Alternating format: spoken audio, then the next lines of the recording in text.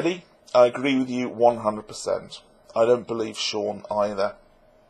His apology struck me as insincere as the one to Thunderfoot.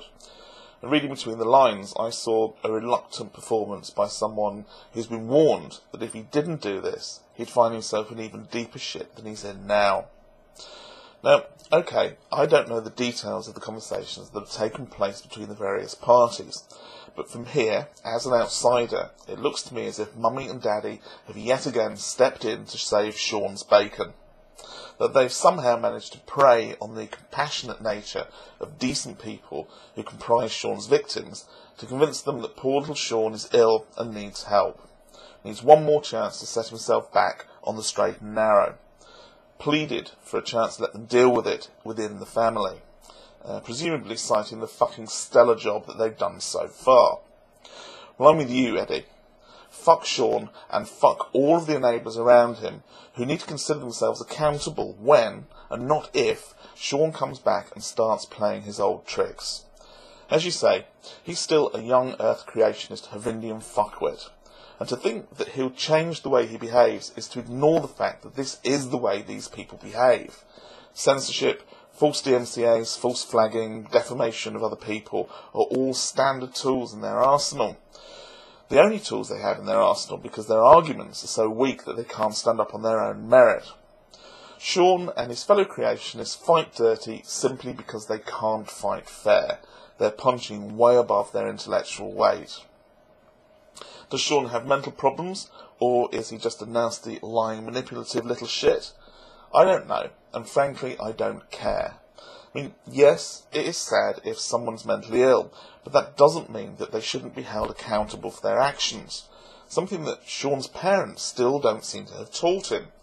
You'll notice how in the video he continually referred to this Venom Fang X persona, as if we're supposed to believe that it was Venom Fang X who did all of these things and not Sean, that Venom Fang X is somehow separate. Are we supposed to think that he was possessed by some kind of demonic alter ego that made him do all these things? That none of it was actually his fault, because none of it was actually him doing it? Well, I don't buy it. If Sean has mental problems, then yes, that's sad, but it doesn't mean the rest of us have to put up with his shit. Sean and his parents should consider themselves lucky that so far they've encountered hugely compassionate people who are prepared to give him the benefit of the doubt yet again, and cut him way more slack than he actually deserves. If they're wise, they'll consider this his last strike, because sooner or later his luck will run out. He'll encounter somebody who isn't as generous or as easily swayed. I had to smile at the comment from that Christian who wrote to you and said that you justify his view that atheists have no morality. Isn't that a superb example of how finely honed their cherry-picking skills are?